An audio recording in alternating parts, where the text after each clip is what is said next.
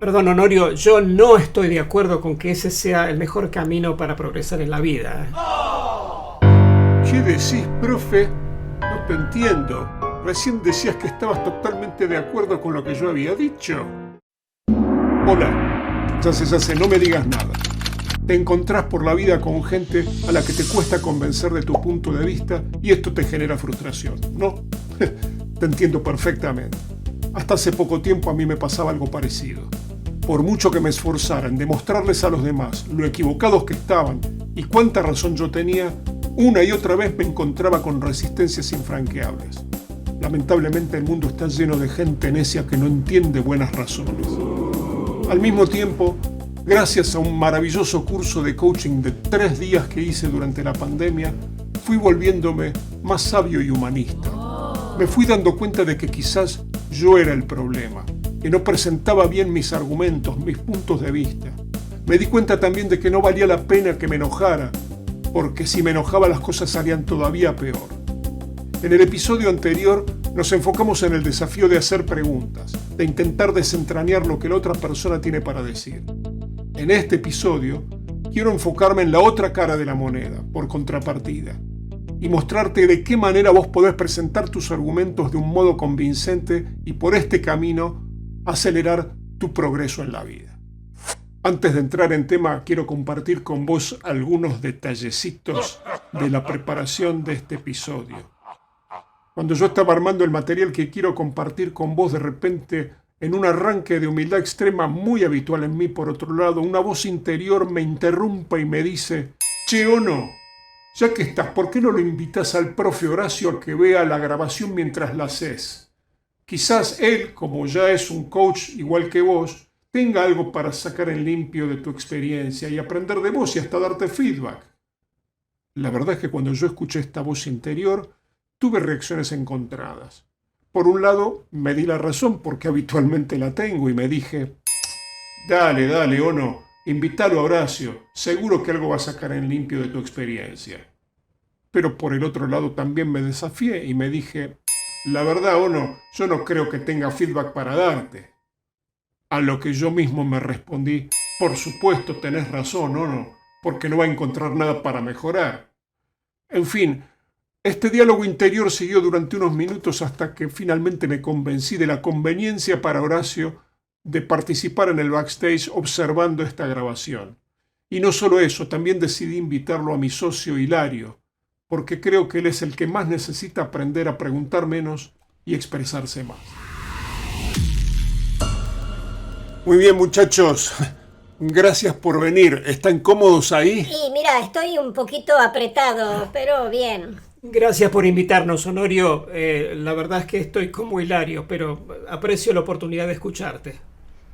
Bueno, perfecto. Les voy a pedir que se mantengan fuera de cámaras mientras yo haga la presentación. Después, cuando termine, voy a pedirles que me digan qué es lo que realmente aprendieron. ¿Y vamos a poder darte feedback sobre lo que vimos? Sí, por supuesto. Muy bien. Luz, cámara, PowerPoint. Expresión. Es la parte de mi interacción en la que estoy dando a conocer mi punto de vista. Y como todo en la vida, esto puede hacerse bien o puede hacerse mal. Con la sagacidad que me caracteriza, me imagino que a vos lo que te interesa es aprender a hacerlo bien. Voy a llamar expresión productiva a la que está bien formulada y por lo tanto tiene más chances de producir sobre la otra persona la influencia que vos necesitas ejercer y que esa persona pueda ver el mundo desde tus zapatos, aunque no calce lo mismo. A todos nos gusta, y especialmente a mí, que los demás se convenzan de nuestras razones. Ahora bien, ¿de qué depende que otra persona me entienda? Por una parte depende de mí, pero por otra parte depende también de otros factores. Por ejemplo, el ruido ambiente, las cosas que pueden distraerme, y desde ya también depende de la perspectiva de la otra persona. La perspectiva desde la cual está escuchando mis palabras, desde los zapatos que me está escuchando. Y esto es bien complejo porque podrían ser zapatillas, sandalias, ojotas, crocs, chinelas, botas, en fin, el panorama es bien complejo. El abordaje que voy a hacer del tema será desde la perspectiva protagónica. Esto es, que me voy a concentrar en fijarme qué tengo que hacer yo distinto para que al expresarme tenga las mayores chances de que la otra persona me comprenda. Y para eso me voy a concentrar en ofrecer información completa, ordenada lógicamente y haciendo uso de las adecuadas distinciones del lenguaje. ¿Como no sabes lo que son las distinciones del lenguaje? Bueno, en ese caso entonces le voy a pedir a la licenciada Higinia Riego, que casualmente es mi tía y es experta en distinciones del lenguaje y otras cuestiones respecto de la comunicación humana, que te explique de qué se trata eso y después yo retomo el hilo. Adelante, tía. Hola. Si vamos a hablar de distinciones, quiero empezar por agradecerte, Honorio, mi distinguido sobrino, por tu invitación. Muy bien, distinguir. ¿Qué es distinguir?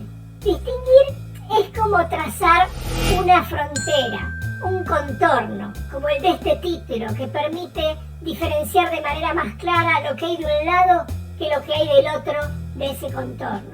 Es trazar, como en este caso, una separación entre algo que está en un frente y algo que está en un fondo, y poder operar de manera distinta con lo que hay dentro del contorno respecto de lo que hay fuera del contorno. Al distinguir, genero distinciones, que son palabras que me permiten precisamente diferenciar eso que hay de un lado respecto de lo que hay del otro. En este caso, la palabra que caracteriza esta distinción es círculo. ¡Qué original!, ¿no? Los objetos materiales sólidos suelen tener límites físicos tangibles y concretos.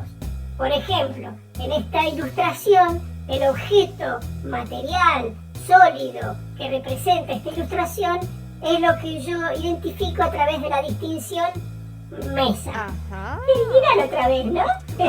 Si bien el objeto físico tiene límites materiales, solo cuando puedo identificarlo y representarlo a través de la palabra mesa, mi mente puede diferenciarlo respecto de lo que no es una mesa.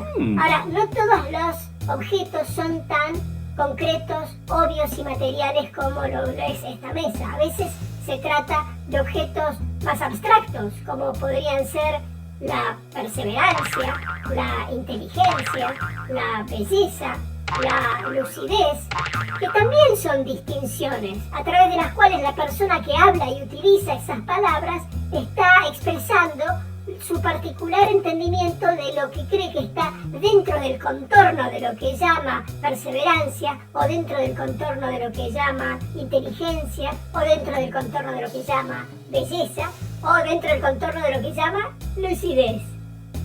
Quizás se podrían reemplazar todas esas distinciones por una fotomía, ¿no? En definitiva, nuestro lenguaje está poblado de distinciones. ¿Para qué sirven finalmente las distinciones?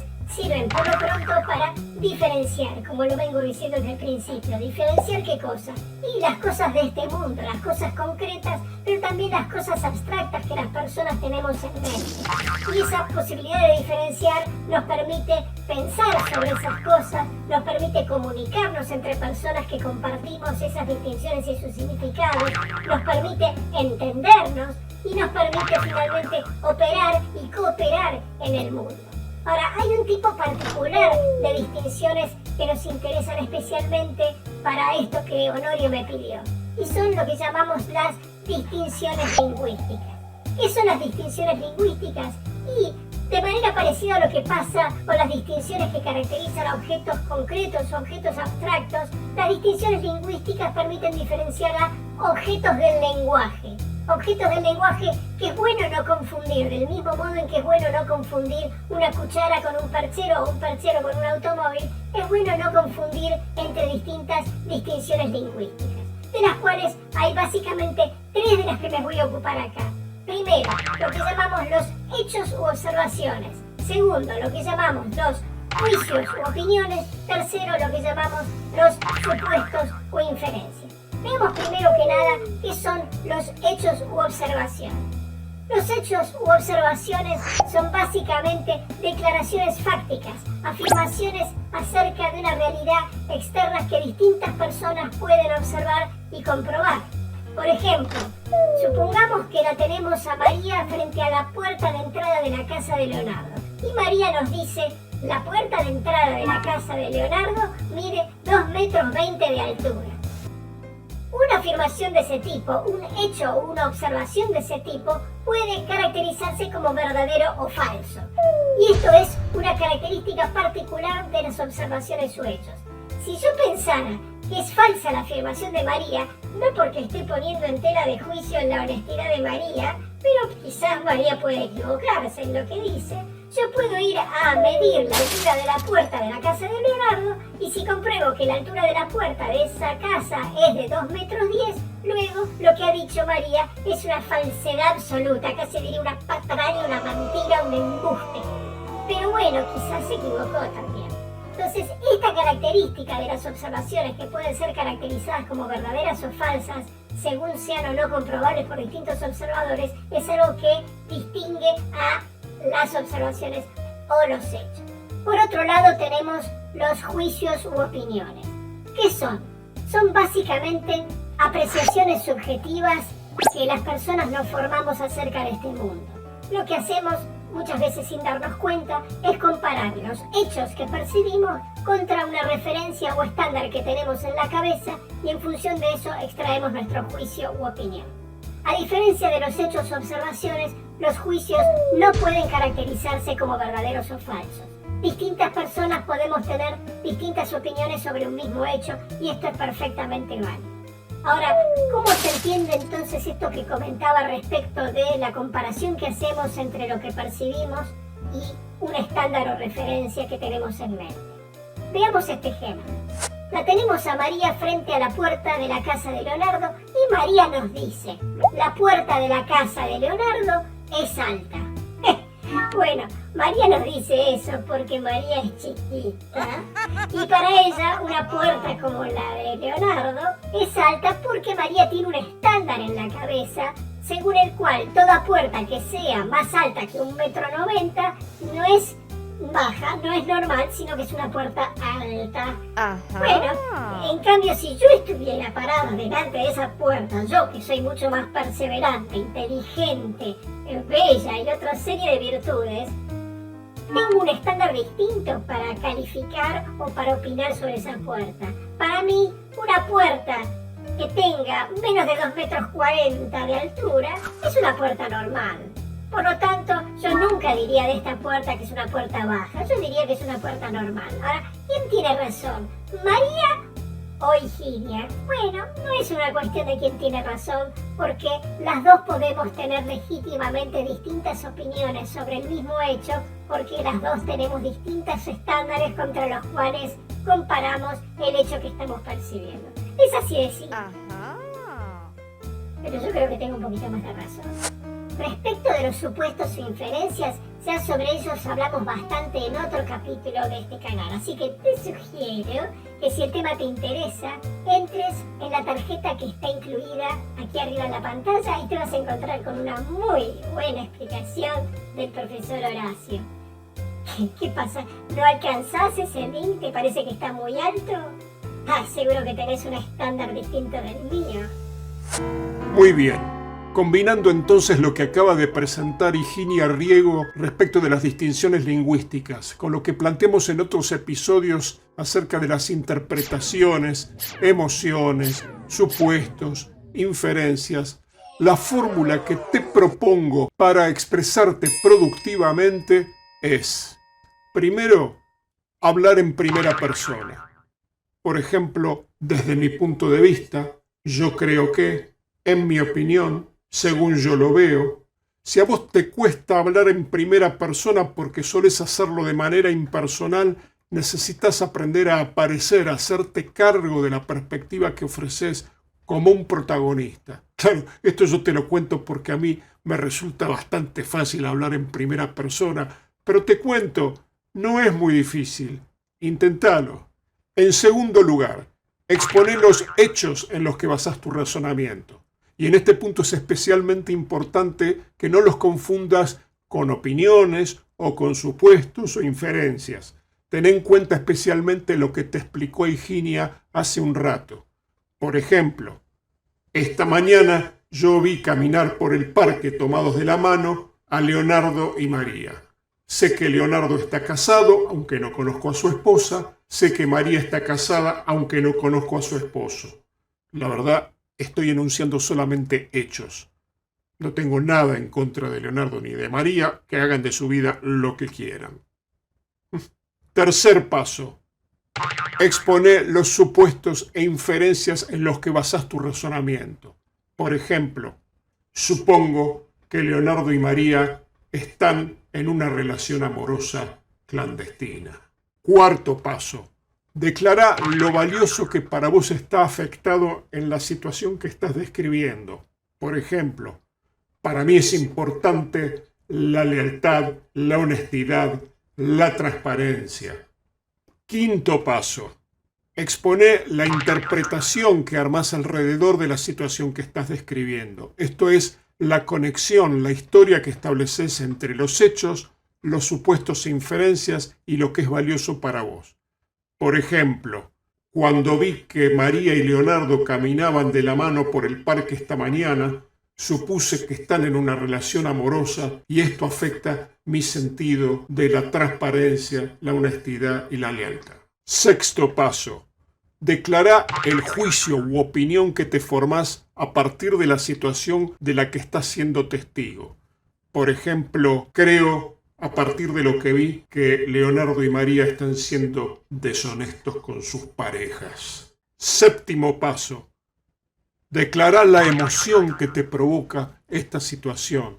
Por ejemplo, siento una profunda tristeza al ver a Leonardo y María tomados de la mano, a quienes consideraba hasta ahora personas íntegras porque las conocía de distintos ámbitos, pero les he perdido la confianza.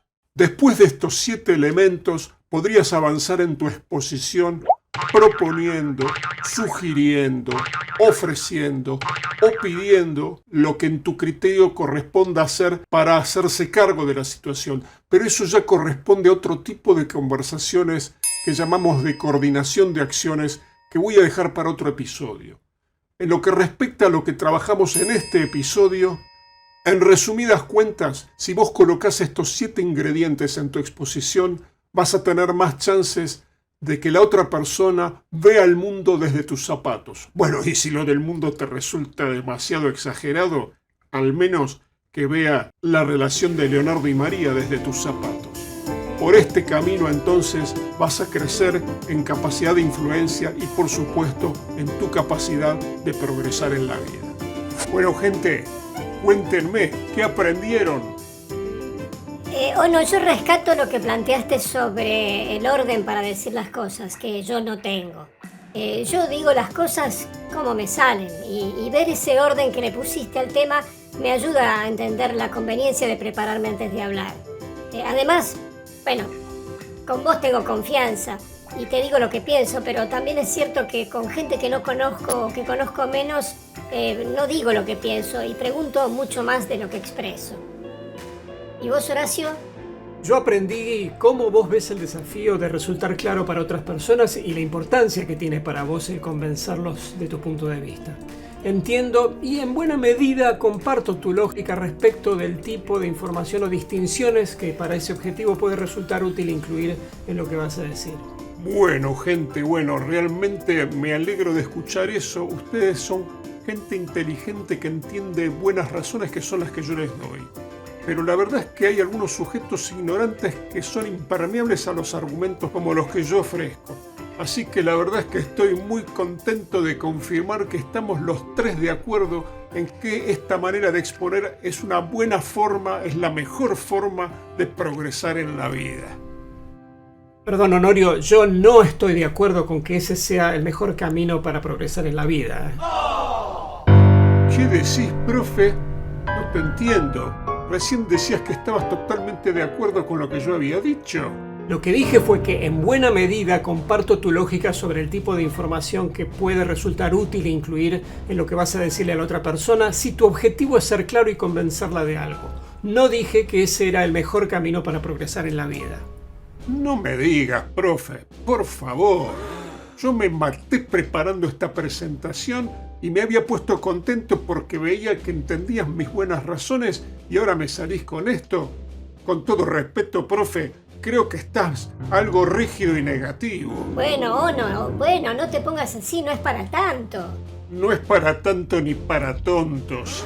Pero no te ofendas, profe, no lo estoy diciendo por vos, es simplemente un juego de palabras. Sí, me encantan los juegos de palabras. ¿O no? ¿No te parece que estás exagerando un poquito? ¿No puede Horacio tener una opinión distinta de la tuya? Vos antes decías que distintas personas pueden tener distintas opiniones sobre la misma cosa. Bueno, parece que Horacio tiene una opinión distinta sobre el modo de progresar en la vida. ¿Cuál es el problema? Ya empezás con las preguntas otra vez, Hila. Este es un episodio para exponer, no para indagar. Guardate tus preguntas. De acuerdo, Honorio. Aclaraste eso desde el principio del capítulo y lo respeto. Por eso no te voy a hacer preguntas ahora. Solo te digo que en mi opinión, si encaras tus interacciones con otras personas ofreciendo tu punto de vista simplemente para convencer al otro, eso no te va a conducir a un progreso sustentable en la vida. Yo te puedo exponer mis razones al respecto todas las veces que quieras y me va a encantar saber qué pensás después de que escuches mi punto de vista. Lo que pienso ya lo dije antes y no voy a perder mi tiempo repitiéndolo. Si querés refrescar tu memoria, volvé a ver todo el episodio desde el principio. Bueno, está claro que los dos piensan distinto y eso es muy bueno porque habla de la pluralidad de nuestras miradas, del espacio de diversidad que es este canal, de nuestro compromiso con la libertad de pensamiento, de la convivencia democrática, ¿no es cierto?